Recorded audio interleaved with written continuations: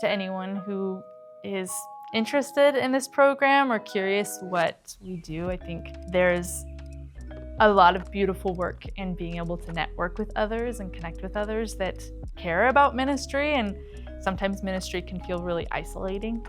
And so it's good to have people the same age as you or similar life stage where everything's kind of changing and is new to be with you on that journey. So I grew up very charismatic, very free-flowing, loud, and I love all of those things about how I grew up.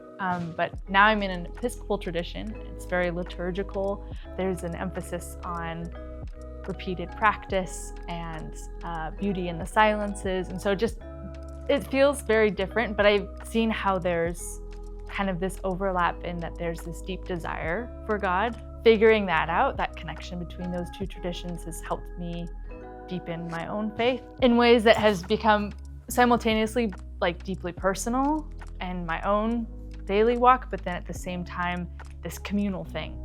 When I first became a Polaris fellow, I did not know what to expect. I grew up with a very particular model of ministry in church ministry with a pastor and congregants and all of that. And I'm realizing that ministry can look so different. And a big part of that realization comes through meeting my fellow cohort members and learning about what they do. And everyone is so different in the work that they do and the ministry that they provide for people. And I think I've grown in a lot of confidence in feeling like I belong in these spaces, feeling like I have something to give to these spaces. Also being able to accept the gift that I get to receive here and use it and continue to give. It's this kind of reciprocal thing that's really beautiful.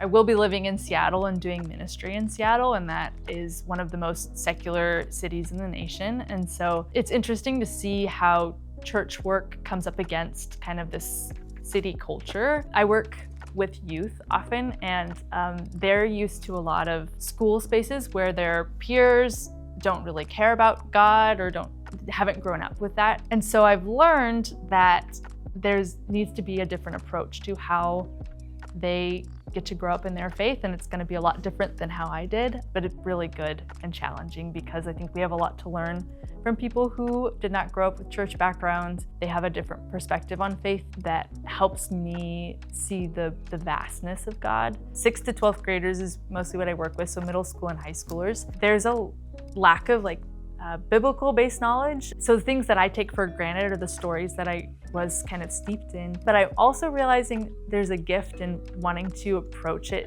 differently because I get to approach these stories in a new way. I get to kind of engage with them in a more sometimes embodied way or creative way and kind of trying to make these stories come to life for them. So that's one of my goals in this next year is to help these students engage with their faith and also thinking through it critically. And so I think it inspires me to be more creative and to think outside the box and to lean into even an inkling of a passion.